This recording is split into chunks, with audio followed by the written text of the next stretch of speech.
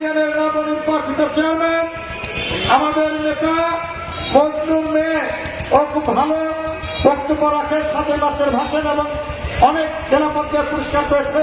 আমরা সভা শুরুর আগেই তার কাছ থেকে 7 মাসের ভাষণটি শুনব। আমার আজ দুঃখ ভারাক্রান্ত মন নিয়ে আপনাদের সামনে হাজির হয়েছি। আপনারা সবই জানেন এবং বোঝেন আমরা আমাদের জীবন দিয়ে চেষ্টা করেছি, কিন্তু দুঃখের বিষয় আজ ঢাকা, চট্টগ্রাম, খুলনা, রাজশাহী, রংপুরে আমার ভাই রক্তে রাজপথ রঞ্জিত হয়েছে। আজ বাংলার মানুষ মুক্তি চায়, বাংলার মানুষ বাঁচতে চায়, বাংলার মানুষ তার আত্মাধিকার চায়। কি অন্যায় করেছিলাম? নির্বাচনের পরে বাংলাদেশের মানুষ সম্পূর্ণভাবে আমাকে আওয়ামী লীগকে ভোট দেয়। আমাদের ন্যাশনাল অ্যাসেম্বলি বসবে, আমরা সেখানে শাসনতন্ত্র তৈরি করব এবং এ দেশকে আমরা গড়ে তুলব। এ দেশের মানুষ অর্থনৈতিক, রাজনৈতিক এবং সাংস্কৃতিক মুক্তি পাবে।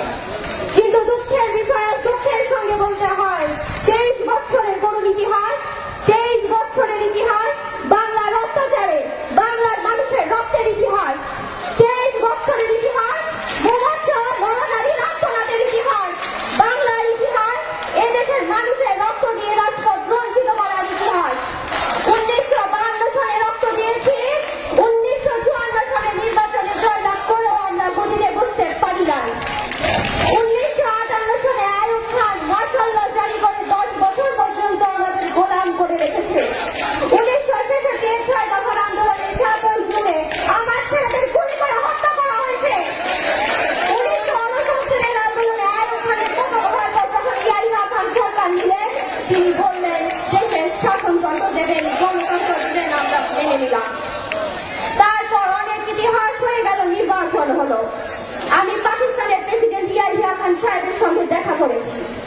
আমি শুধু বাংলার নয়, পাকিস্তানের মেজরি পার্টির নেতা হিসেবে তাকে অনুরোধ করলাম 15 ফেব্রুয়ারি তারিখে আপনি জাতীয় পরিষদ অধিবেশন দেন। তিনি আমার কথা রাখলেন না, তিনি রাখলেন ভুট্টো সাহেবের কথা। তিনি বললেন প্রথম সপ্তাহে মার্চ মাসে হবে। আমি বললাম ঠিক আছে, আমরা একদিকে বসবো। আমি বললাম 1 দিনের মধ্যে আলোচনা করবো। এমনকি আমি এই পর্যন্ত বললাম বক্তৃতার মধ্যে কেউ যদি মিথ্যে কথা বলে আমরা সংখ্যায় বেশি হলো একজন যদি হয় তার মিথ্যে কথা আমরা মেনে নেব। আসুন বসি, আলোচনা করে শাসনতন্ত্র তৈরি করি। তিনি বললেন পশ্চিম পাকিস্তানের মেম্বাররা যদি আসে তাহলে কোথায় খান হবে অ্যাসেম্বলি, যদি কেউ অ্যাসেম্বলিতে আসে বিষয় তিনি কনসিডার করবো, সরকার সেখানে ধ্বংস করে দেওয়া হবে। তারপরে যদি কেউ আসে মানুষ চলবে। তারপর 1 তারিখে অ্যাসেম্বলি ভঙ্গ করে দেওয়া হলো। ঠিক পেলাম আমরা। আমার সরকারি অস্ত্র দিয়েছি বয়সন্ত্র আক্রমণ থেকে দেশটাকে রক্ষা করার জন্য। আজকে অস্ত্র দেখানো হচ্ছে আমার দেশের গরিব দুঃখী আত্মমানুষের মধ্যে তার বুকের ওপর বসতে তুলি। আমরা পাকিস্তানের সংখ্যাগুরু, আমরা পাকিস্তানের সংখ্যাগুরু, আমরা বাঙালিরা যখনই ক্ষমতায় যাওয়ার চেষ্টা করেছি, যখনই এই দেশের মালিক হওয়ার চেষ্টা করেছি, তখনই তারা ঝাঁপিয়ে পড়েছেন আমাদের উপর। তারা আমাদের ভাই। আমি বলেছি তাদের কাছে কথা, আপনারা তাই আপনার ভাইয়ের বুকের ওপর গুলি মারবে। আপনাকে রাখা হয়েছে ওই শত্রুর আক্রমণ হয় তা থেকে দেশটাকে রক্ষা করার জন্য। তারপর তিনি বললেন যে আমার নামে বলছে নাকি বলে স্বীকার করেছে 10 তারিখে রাউন্ড টেবিল কনফারেন্স হবে। আমি তো আগে বলে দিয়েছি কিসের রাউন্ড টেবিল কনফারেন্স, তার সাথে বসবো। যারা আমার মানুষের বুকে রক্ত নিয়েছে তাদের সাথে বসবো। ভাইরা আমার 25 তারিখে অ্যাসেম্বলি কল করেছে, রক্তের দাগ শুকায় নাই। আমি 10 তারিখে সিদ্ধান্ত নিয়ে নিয়েছি ওই সঙ্গে রক্তের উপর দাঁড়াবে।